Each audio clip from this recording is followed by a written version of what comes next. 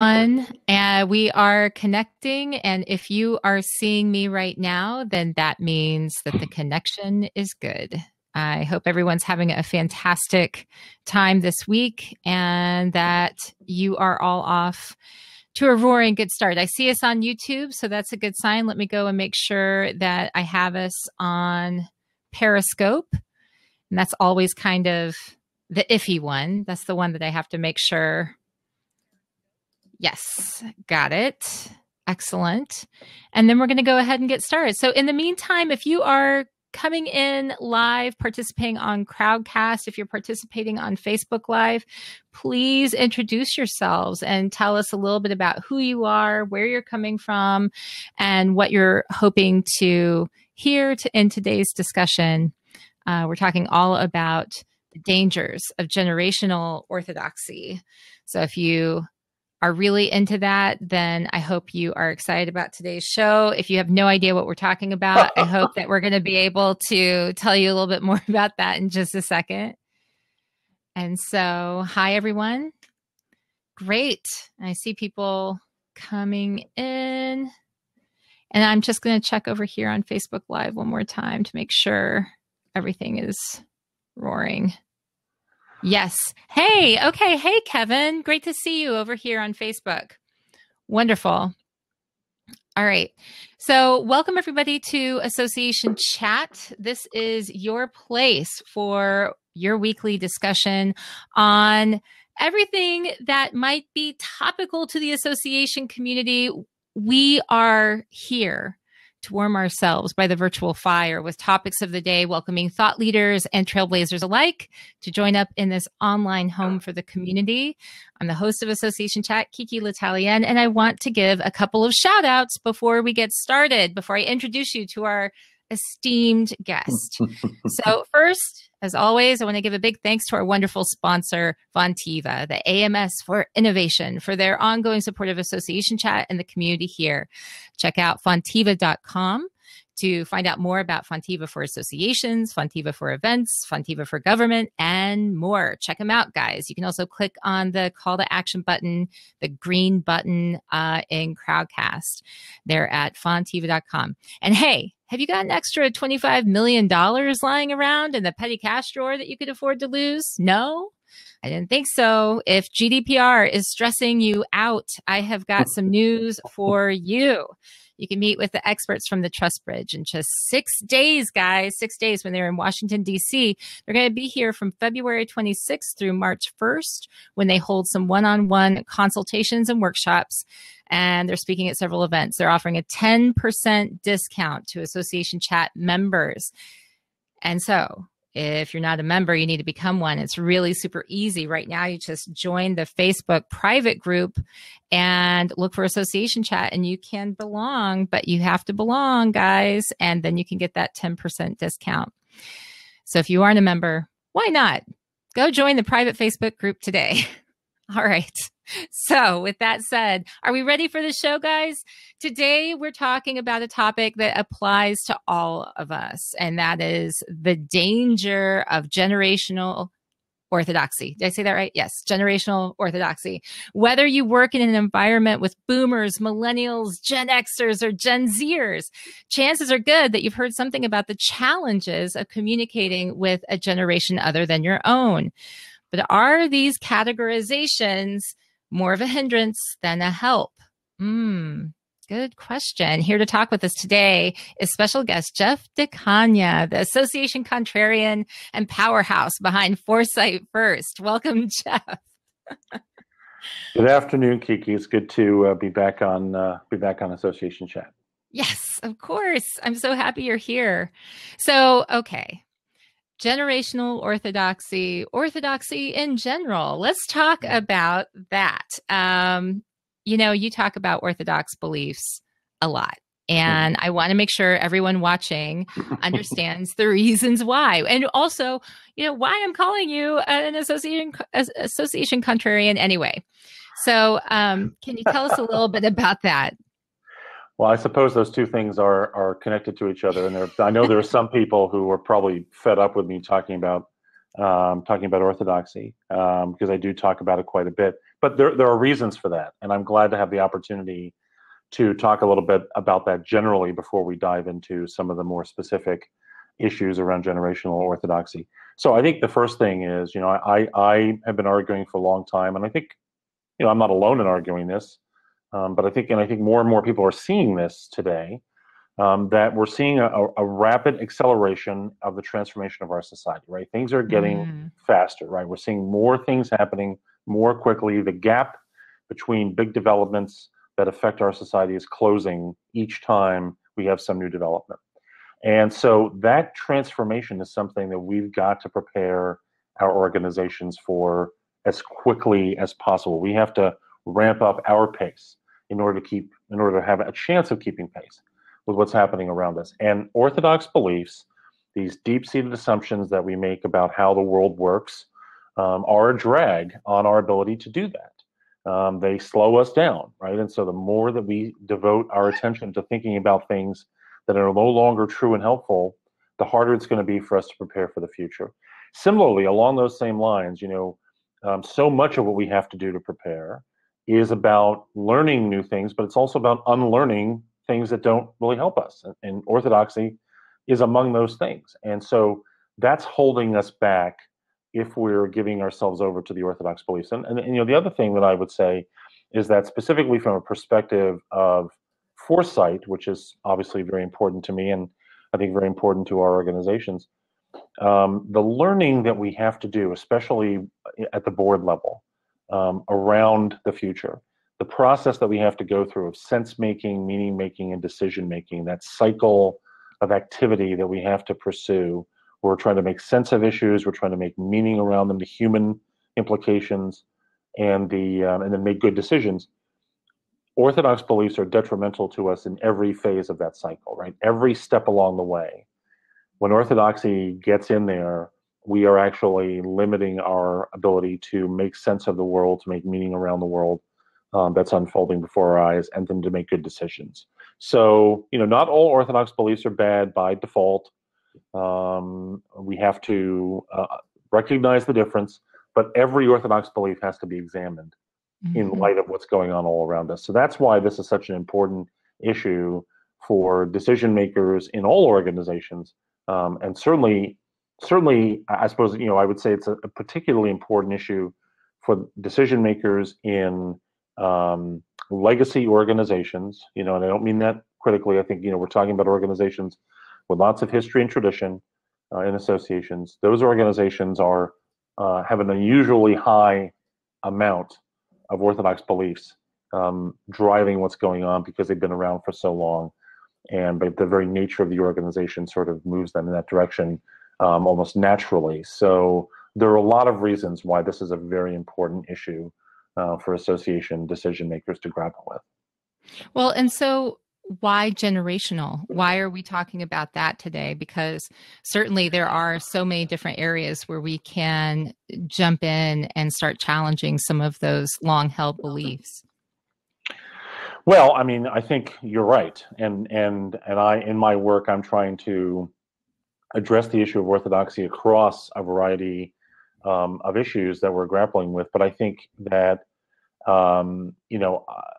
we have one of the areas of focus we want to address is this generational orthodoxy challenge, I would say, because the process of building relationships with the stakeholders of the future, which is kind of where I think we have to say our under 40 stakeholders, they're the stakeholders of the future. Some of them are already in our organization, some of them already are connected, but many of them are not. And many of them are still on their way.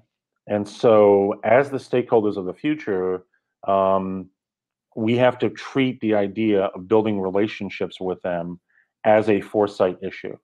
So for me, this focus on generational orthodoxy is very important because it is so important to the work of foresight. The other aspect of this is, or another aspect is, I think that the relationships we're trying to build with our future stakeholders are going to be built and maintained not by focusing on the past and the present, but really by thinking about the future. Traditionally, associations have tried to build their relationships with stakeholders on the basis of the past and present, right? The history and tradition that I referenced before, right? So we've been around for a long time. We are, we're the premier organization. We're there at the beginning of this field, this industry, this profession. And so we're here for you now. And that's been a very sort of common way that we've talked about membership. But whether or not associations are going to have meaningful relationships with their future stakeholders, their under 40 cohorts, is really going to be grounded more in understanding what those stakeholders face in the years ahead. And particularly over this next decade and even beyond that.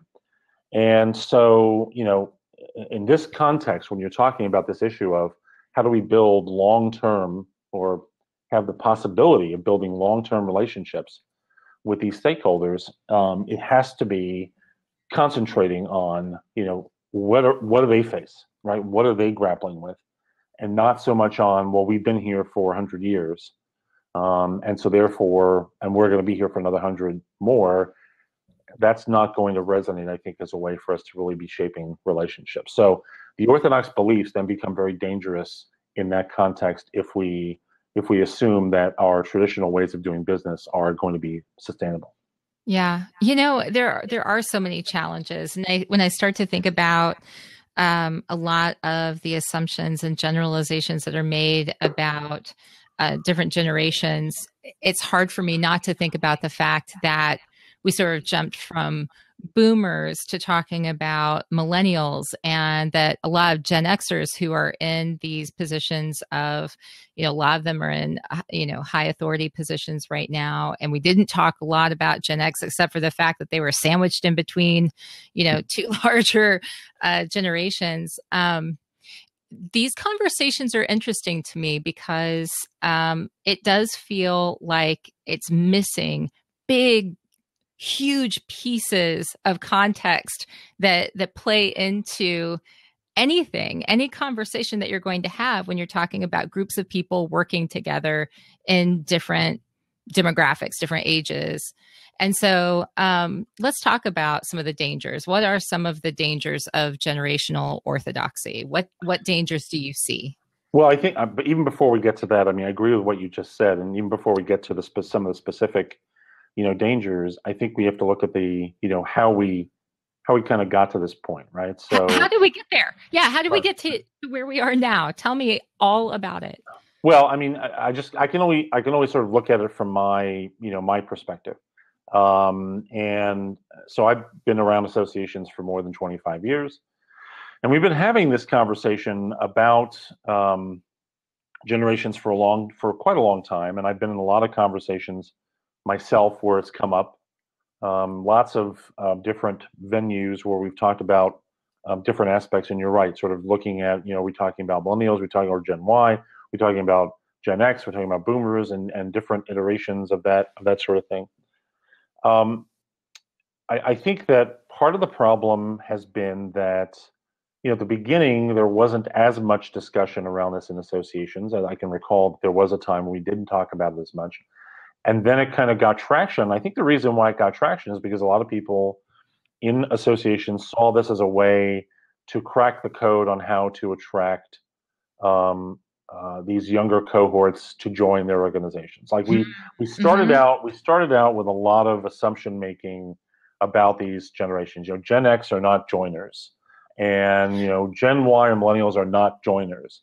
And so then people started diving into this generational conversation to try to crack the code on what would make people join their organizations. And then all of a sudden it kind of blew up, it felt like to me. Like the conversation around generations was everywhere. And perhaps that was driven a little bit by social media, right? So when social media came about, there was definitely a divide that people perceived between younger people who were using social media and older people who weren't using social media. Then we had to kind of disabuse people of that notion that there was a lot of use of social media across these so-called generational categories. And now everywhere you turn, there's a lot of conversation inside and outside of the association world that frames things up in generational terms, but does so, in my opinion, in fairly sloppy ways sometimes. And I'm not indicting all Mm-hmm. of the work that's been done on generations in that way, but when you look at generational reports, and I have looked at more than a few recently, and some reports peg the time frame of generations. Some generations are 18 years, some generations are 20 years, some generations are 12 years, and it seems to me that they are applying the time frames according to whatever point it is they're trying to make, right? Mm-hmm. So it's not consistent application. It can be sloppy application. It can lead to very broad generalizations, like Gen X aren't joiners. Yes. Or, how many times have you heard someone say, oh, the baby boomers are only interested in themselves? And then Yes. heard someone All the say, time. Gen X are only interested in themselves. And millennials are only interested in themselves. So we have these broad generalizations that seem to apply across different generations without distinction. And I think the meaning of some of these labels, categories, has been deeply diluted.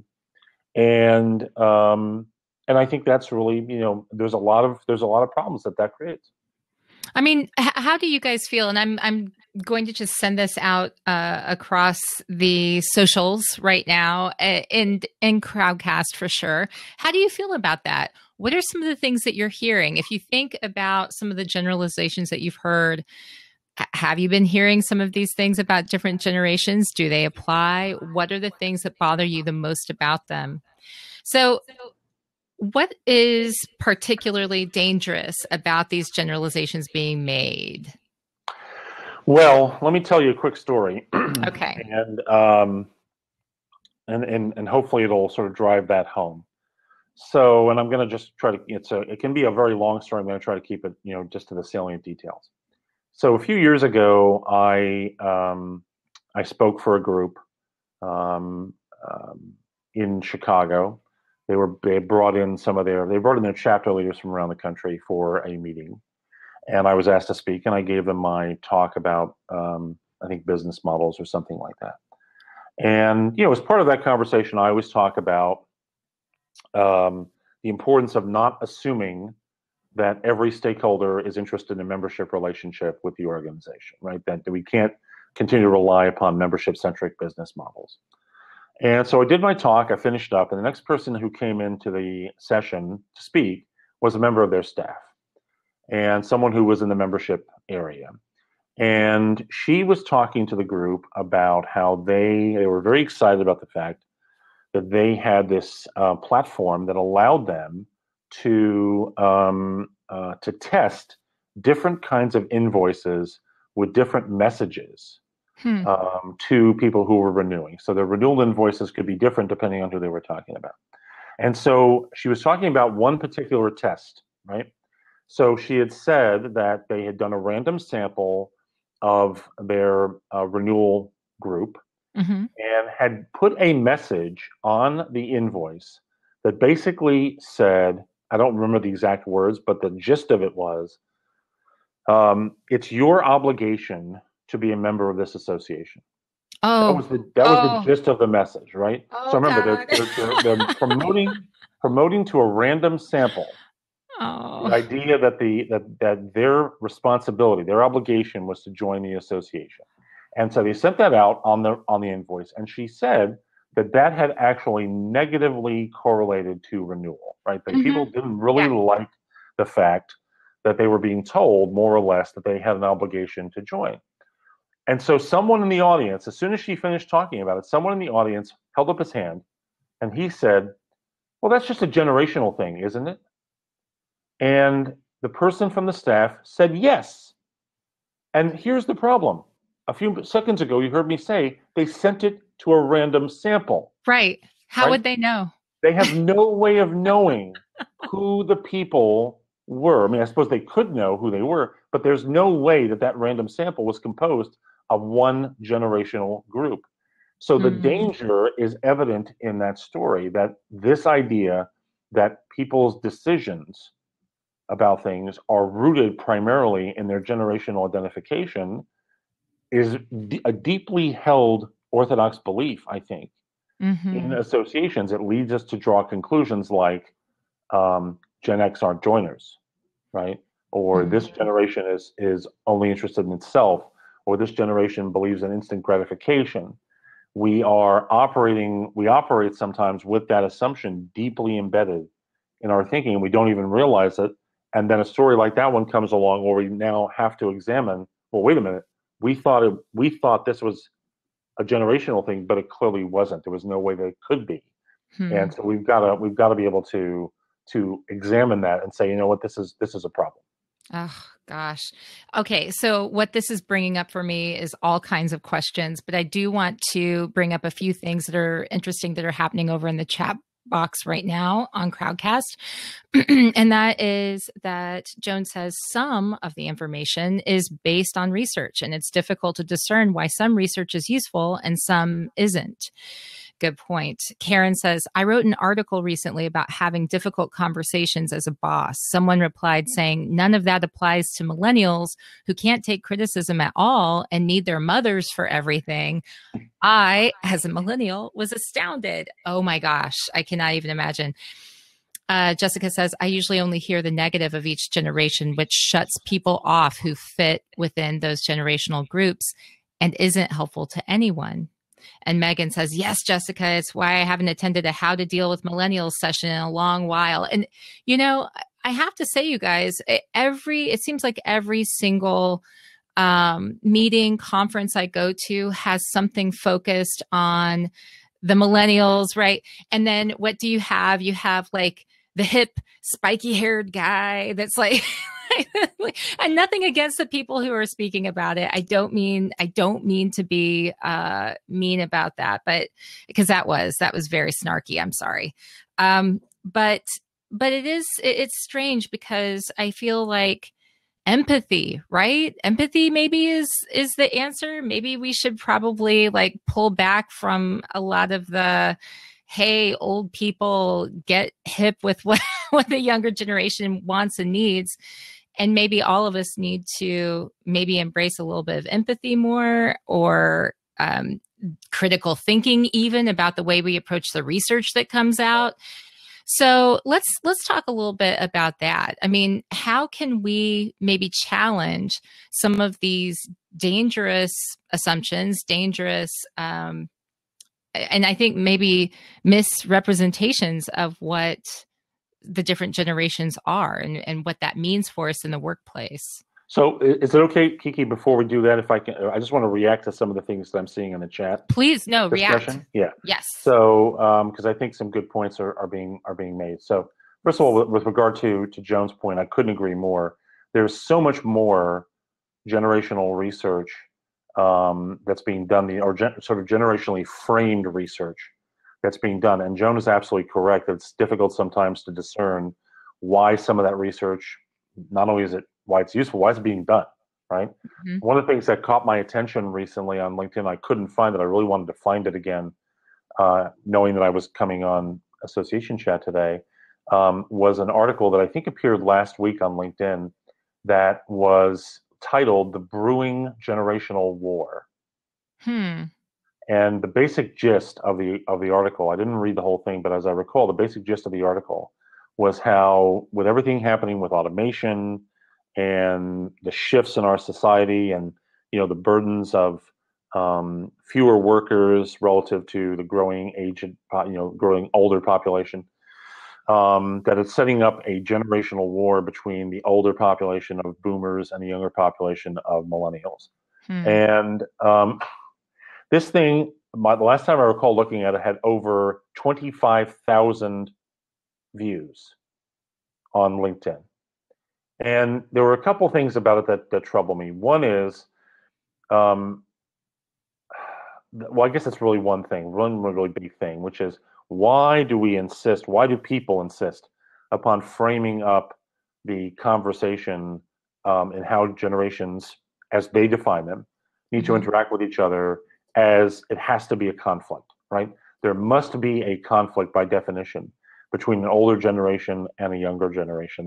That's the only way that they can relate to each other, is we have to put, especially using terms of war, like the brewing generational war. I find it to be very counterproductive. I'm not naive, right? I'm not saying that there aren't issues that we have to address, But this idea that it's okay to frame up the way that our generations interact with each other as, or that at least suggest the idea is that they have to go to war with each other to grapple for who has the power and who has the resources and who's going to be treated well and who's going to be treated poorly, strikes me as particularly counterproductive.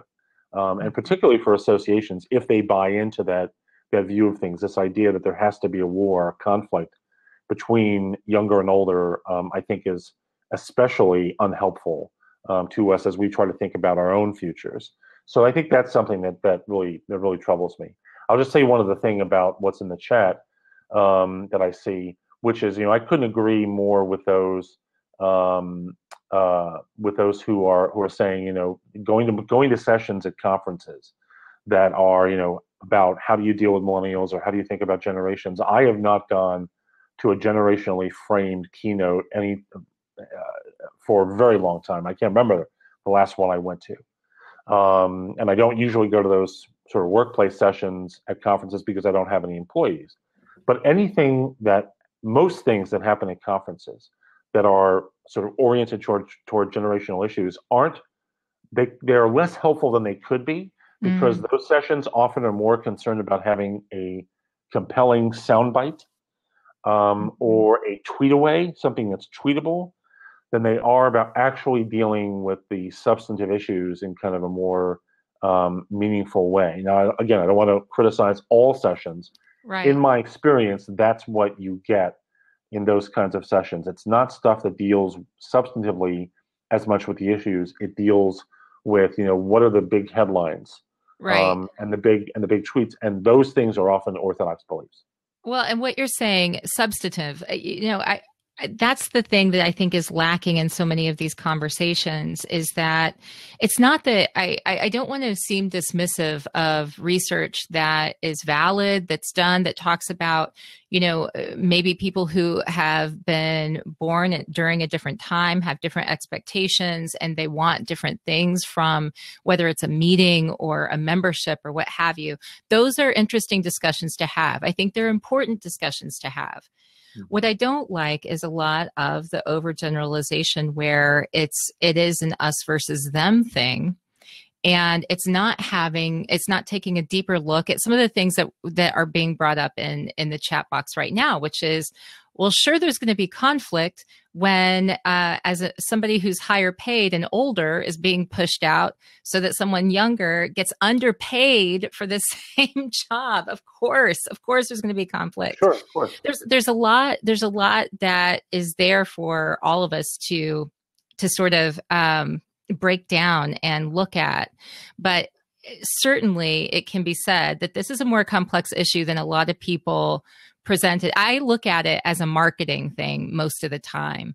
Most of the time when I see something that has different generations working together, it comes across more as a marketing piece than it does as research or as something that can be actually applied in a meaningful way.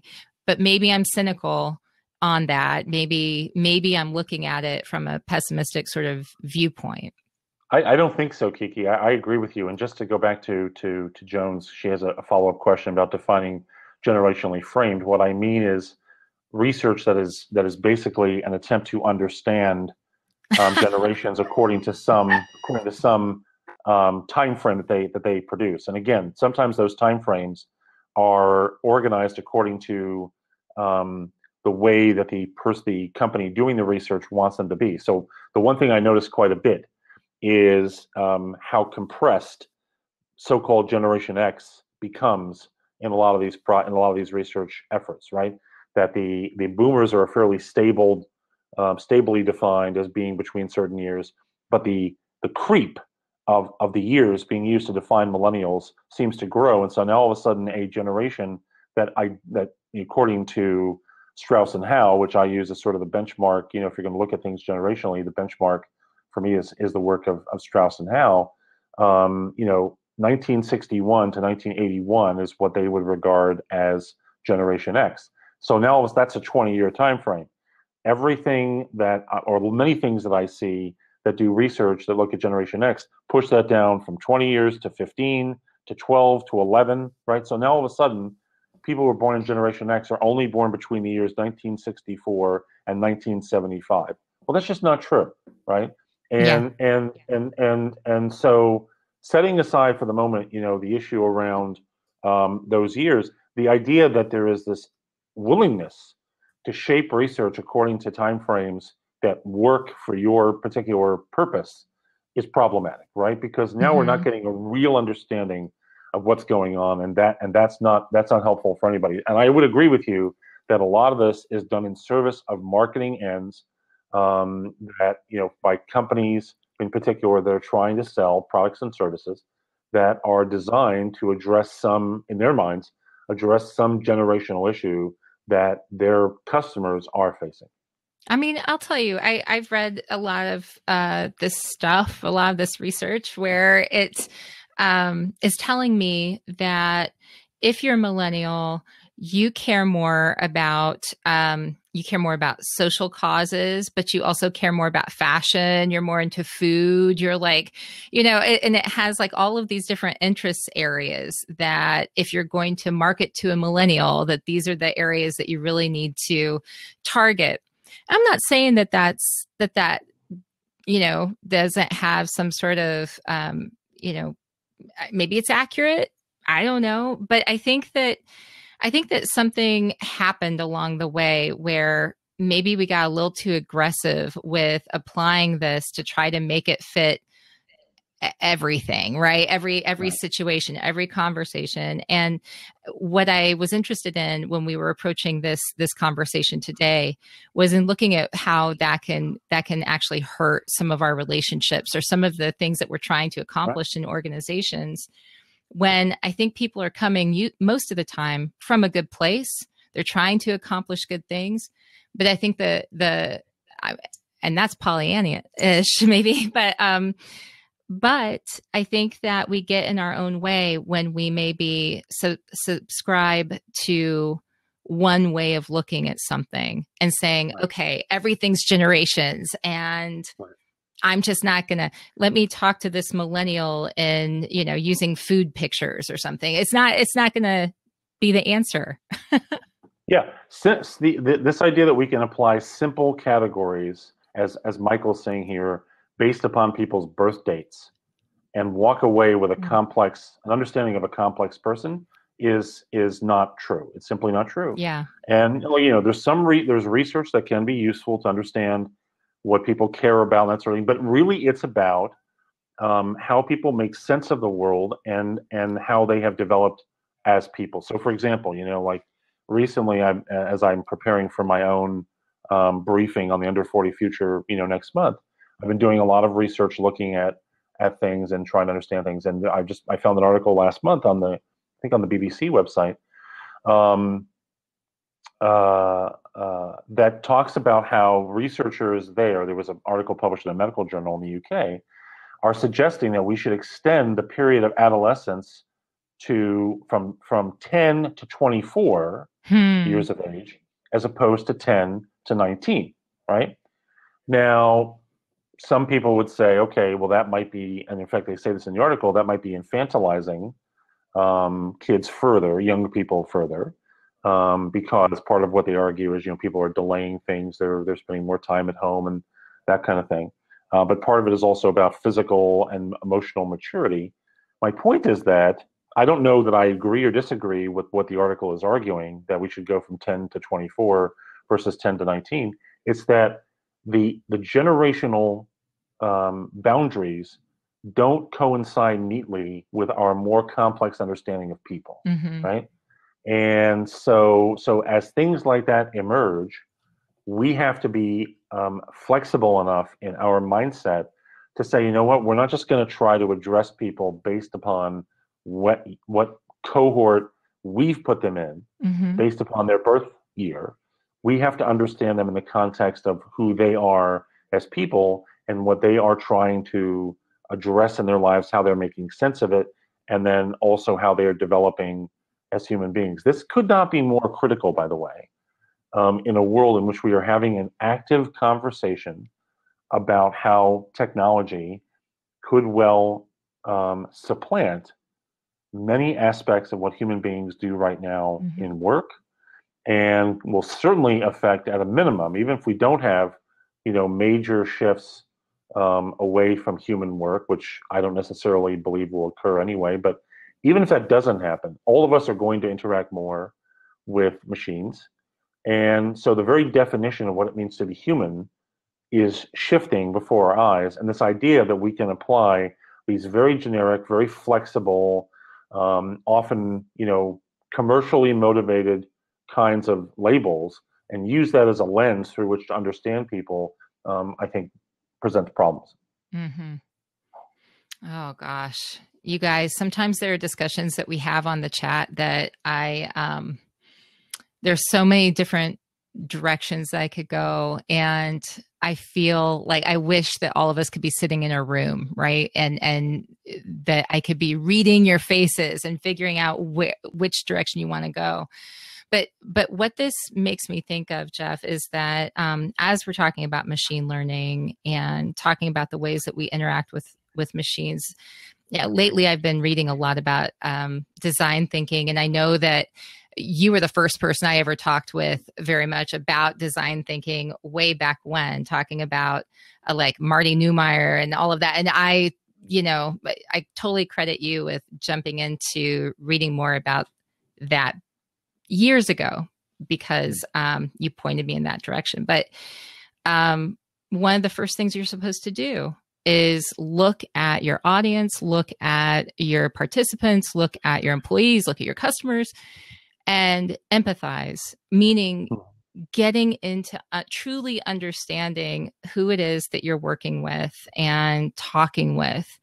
And especially it feels like in this climate today, that piece is so often missing.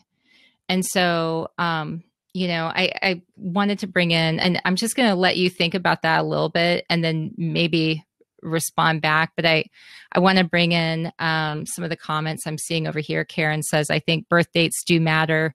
The post 9/11 generation has a totally different experience, but we tend towards oversimplification of groups based upon relatively arbitrary boundaries. Michael says, any data point can be dangerous if misused. We need to be more broadly considerate of multiple aspects of the human character. It is not dismissing age, it is putting it in context. Oh, so well said. And Howard, if we were sitting in a room, we'd all be making unconscious judgments based on what generation we perceive the other person to be, among other things. And that's true too. We have this tendency towards bias, and we have to be aware that we have those things that take place. And I think always challenging our assumptions, that's a challenge each one of us independently need to make. But, Jeff, on the subject of empathy, when you are working with different leadership groups and going in, how does that play into this conversation? I mean, I know foresight is the big focus, but what role does empathy play in maybe navigating communication with different generations and also approaching this topic, generational orthodoxy? So, sorry, I always do this to you, but just before I answer that, I just want to react to something from Karen. And I'm because her comment is, I think, a good one. I think all the comments have been great as well, but I just there was something that popped into my head around that, which is, I would agree, that birth dates do matter, but let's talk about it because she specifically references post 9/11. Well, my thing would be, is it really all post 9/11, or is it like, who really is experiencing it? Is it the kids who were old enough on 9/11 to understand what the world was like before and what the world is like after? Or is it the kids who were born after 9/11 who just simply live in a world that is different, but they never knew what the world was before that? So all I'm saying is that, yes, those dates matter. The events that shape our experiences do matter. There's no question about that, but it's not the totality. But how do we define that? Of how it shapes things. So to your question about empathy, I think probably that, I'm concerned that this conversation, might leave some people with the impression that, I'm sort of down on all these people who are doing generational research, and that's not really the case. I think a lot of this generational research is probably done. Some of it is done with a purely commercial motive in mind, and there's no question about that because that's the way the world works. For better or for worse, we can debate that in another association chat in the future. But I think for some researchers, right, some people who are writing books or speaking or doing things, it is about an attempt to bring more empathy to the table, right? That's what it is about. And for me, I don't think you can really pursue the work of foresight without the willingness to be empathic in your approach, right? You have to be empathic in your approach. And for me, the whole cycle of learning that I encourage boards to pursue, that any one of us really can pursue, but I concentrate, of course, because of my work on the duty of foresight, I concentrate on boards, and that's where I put most of my attention. Part of that cycle is meaning making, right? So it's sense making, meaning making, decision making. Sense making is about understanding something on an intellectual basis and gathering up information and trying to make sense of it so that you know what you're talking about, right? And then meaning making is about appreciating the human implications of whatever that thing is. And that requires empathy, right? We can't actually have a conversation around the meaning of something like artificial intelligence. I brought it before. We can't really have a conversation about what that means to our stakeholders if we are not empathic in our understanding of what the implications of artificial intelligence are. And so once again, that's where, the orthodoxy of generations can actually get in the way of being truly empathic, because if we default to our assumption that millennials or boomers or Xers or whatever sort of little micro groups have popped up in recent years, I'm going to make my own group. Gens, I'm going to make my own group. If we default to the assumptions, then we might perceive ourselves to be empathic, but we aren't actually empathic because we're just operating on a generic belief rather than saying, you know what, we've got to have a much more human understanding of this that is not driven by someone's external assumption about what this is about. Yeah. Gosh, Joan says context. It's entirely context, and we don't do it. I love the early days of social media before it was called that. AOL chat rooms, when we didn't know names, ages, even gender or gender ID. It flowed better because we didn't have biases based on more than conversation, and we were forgiving about grammar, even in a writer's room. Adrian says, and hey guys, hey Adrian, relevant quote, technology is anything that was invented after you were born, by Alan Kay. And Karen says, for what it's worth, the journalism world where I work is also struggling with the importance of context in a 280 character world. Jessica says, yes, I'm a millennial who still carries around a physical planner. Oh my gosh, yes. My grandmother got on to me saying that my phone could do that. I know people come back to me and they tell me at meetings, they say, haha, I'm tweeting more than the digital strategist. But the fact is that, well, that's not how I get the most out of my meetings, right? I like to draw and write things down with a pen that has really great ink flow. And that's just what I really get into. And so to each his own. But, I do think this is an interesting thing that so many of us, we have all of these differences and similarities. And I too remember the day when you didn't necessarily know who you were talking to in a listserv or in a chat room, and it was good, right? It was a good thing because in my case, all I knew is that we all liked Depeche Mode as a band, and we went from there. Karen says, studies show that writing is better for retention than typing. Yes, I know. And, I think it's also, for me, stress relief. So there you have it. But, as we're looking at, as leaders, working with leaders, going into workplaces, and we're reflecting on the conversation today, how can we take this and move forward with it? Because we know that we're glossing over a lot when we subscribe to, if we automatically look over and say, well, you millennial, you Gen Xer, you're a do-it-yourselfer, whatever. We are both cutting that person short. We're dismissing that person somewhat. We're probably not paying as close attention to the dynamic or the engagement that we have with that relationship. And so it's dangerous in all ways.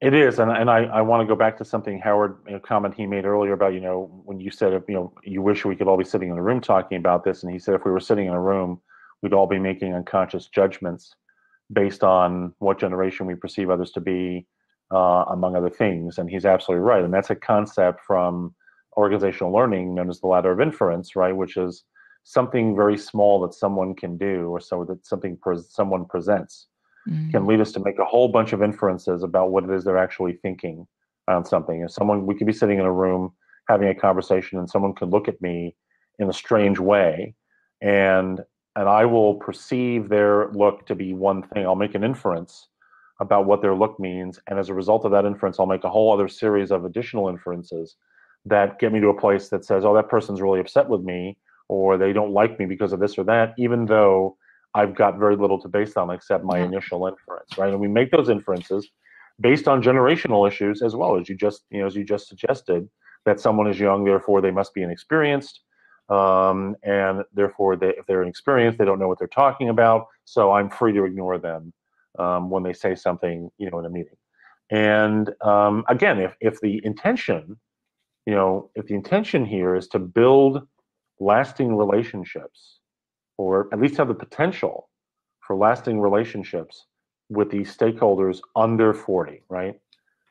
Then we've got to at least be able to take a step back and say, okay, what am I getting from generational research, or research that purports to be about building generational understanding? Mm-hmm. And what can I use from that would at least help me frame the conversation in a more beneficial way, not make assumptions and not draw inferences, but frame up a conversation that can be more beneficial and take us toward the outcome that we want, which is trying to build these stronger relationships that are more future focused. I can't emphasize enough, actually, how important it is for us to look at this discussion around building relationships with under 40 stakeholders in a future context rather than a past context. That it's not about our great annual meeting that we've been doing for 100 years, or our tremendous, publication that's been around for 75 years. That's not going to be the basis for the relationships we have with under 40 stakeholders. Mm-hmm. Our basis is going to be, how are you going to help me as someone who's in her 20s or his early 30s figure out what my role is in a field, in a profession or industry that could well be overtaken to some extent by automation, by artificial intelligence, by other factors that could really reshape the way work gets done. How will you help me figure out how I need to educate myself, how I need to prepare myself for that world? It's not about, you've had this wonderful 100-year history, and so therefore I'm going to, send you my money. That's not going to work. And so we've really got to reshape our approach to reflect that understanding of them being, of that group, of those cohorts being situated in a different place than their predecessors. Mm. Yeah, I like that. It's not, in other words, it's not easy. It's not so easy to just say, well, all millennials are this according to research, so we're going to change our registration form and we're going to change our join form, and somehow we're going to be able to apply this, and automatically we're just going to have those members and that will solve all of our problems. It might have to involve building actual relationships, is what you're telling me. Yeah, I mean, it has to be focused. I mean, again, we've talked about empathy throughout this conversation today, and I think what is missing, quite honestly, in a lot of association discussions at the board level, is any sense of, or I shouldn't say any sense. There is a limited sense of empathy for the real world challenges that the stakeholders of the future are facing. Like, I think a lot of directors in my experience, people who are closer to my age, people who are, I'm going to be 50 next month. So people who are, 50 years of age and older, I think sometimes struggle with the idea that being a 25-year-old person in a given field in 2018 is very different than being a 25-year-old person in 1993. Yeah. Right. And even before that, right? That if you're a 65 or a year old or older director, your understanding of what it means to be 25 in your field is in 2018. Like if I were to say to those directors that I think it's important for our organizations to bring in this under 40 cohort into the strategy making process in a very, very specific way where they really have a lot more influence over what happens, sometimes those people would say, what qualifies that group to formulate strategy for the association? And my response to them would be impolite because it's a question, answering a question with a question. But my response would be to them, what qualifies you to understand the world of that 25-year-old person? Mm-hmm. Right? And the answer is very little. Very little qualifies that older director to have that understanding. And I'm not making a generalization here. There are probably some directors who have a great insight into things. My point is that there's nothing really in their background that helps them fully appreciate what's going on for that 25-year-old person today. So for me, the empathy has to be driving our process far more than it is right now. So Joan says, laughing, have known you so long that thinking of you at 50 is, well, remarkable. I tell you, it's funny when because as time goes on, those of us who were the young professionals, remember back in the day, look at it and the conversations change and they stay the same. There's something that one of the things that Seth Godin says in it's a little dated now, this reference, but in Purple Cow, he says, one of the main tenets that you're supposed to know is that safe is risky. And I feel like that is important to note here because if you think that you can sit down and keep your little handy chart of DISC assessments or Myers-Briggs or generational or astrological or Enneagram or whatever, and you can just assign that and cross-reference it to the people sitting around you at the table. Look, trying to understand people, it's always a good idea. You want to read up about the people of Puerto Rico before you go and visit Puerto Rico, fantastic. But don't assume that they all like the same things. Don't assume that they all eat at the same place. Don't assume that they have the same background, right?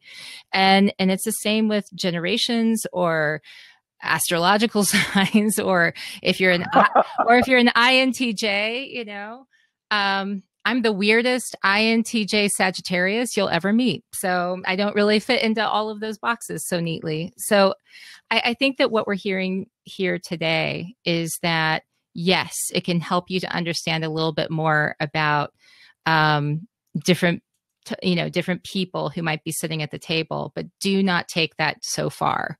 Don't take it so far that it gets in the way of actually making real progress and getting to know them at a deeper level. Howard says, INTJ Aries here. I've learned to live with the weirdness.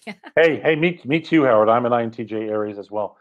So yes, so two things that I wanted to say to that. I would totally agree with you in what you're saying, and the way that I talk about this, how do we avoid being captive to orthodoxy, right? Which is the way that we often, you too, Howard. That's often the reason, that's often the issue. We're captive to orthodoxy. So it kind of goes back to where we began the conversation when we started, which is, we have to recognize what's happening all around us, right? And what's happening all around us is things are getting faster, transformation's happening more rapidly. It's getting deeper, more intense, and it's easy in that situation to say, you know what, I'm gonna relax on some of these issues because I'm so busy with so many other things going on, and it's easy to take that step back. But actually, what it means is that we have to be far more intentional in our efforts to avoid being captive, because we're being bombarded with so much information. Some of it is good, some of it is of dubious quality. We have to be more, you said it earlier, more critical in our thinking, right? More skeptical of things, and especially in an area like this where we know it has such a huge influence on the way we think about things in associations, right? I mean, there are certain things that really shape the way associations think about their work, and this is one of them, right? This whole generational conversation is one of them. So we have to be more intentional in our approach, and that really also sort of leads to another point, which is I mentioned earlier about the importance of learning and unlearning and relearning. That is now a non-negotiable aspect of the work for boards, for CEOs, for association staff. It's not something, no one can sort of step out and say, well, it's good if we learn, right? Learning is good, right? Of course, learning is good. Learning has always been good. In 2018, and from this point forward, the capacity and the commitment to learning, the intentional learning process, which is the way I'm now talking about it with respect to boards of directors. Boards have a fundamental need to pursue learning intentionally.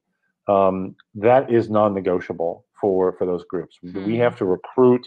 We have to recruit to boards of directors and to CEO positions diverse and insatiably curious people who bring an unswerving commitment to the importance of learning, because it's the only way, it's the only strategy that's going to really enable us to drive our organizations forward on things like this and other issues of orthodoxy that could cripple us otherwise. Okay, so I pretty much need to make that a soundbite that just plays over and over again for people, because I love this intentional learning process, that we need diverse and insatiably curious people who are dedicated to learning. Yes, safe is risky. And what you need to do is you need to be able to learn and adapt and grow. Deborah, I don't want to leave you out. You say another trend, people are living and working longer. We have some members who are over 100 years old. And Howard says, what's interesting to me is when it comes from both directions, when leadership, especially in my world, yes, boomers and even older, especially on boards, tell management that we're not communicating the right way with the younger generation. And then the younger members tell us that we offer nothing relevant for them. So you just can't win, Oh, and I totally. And Howard, go ahead. I'm sorry, I was going to say, and Howard put his finger on another one of the orthodoxies, that it's all about communication. How do we talk about it with younger cohorts? And the answer is, it's always about how you talk about it with people. But the assumption is that if we just frame up our traditional ways of doing things, dress it up with more contemporary language, or put a Twitter icon on it, that all of a sudden answers the problem, and that's not real. That's not the issue. Oh no, it doesn't solve it. It doesn't. You're not covering all your bases by showing that you're digitally savvy. Oh man. And Megan says communication. Yes, it's all about that.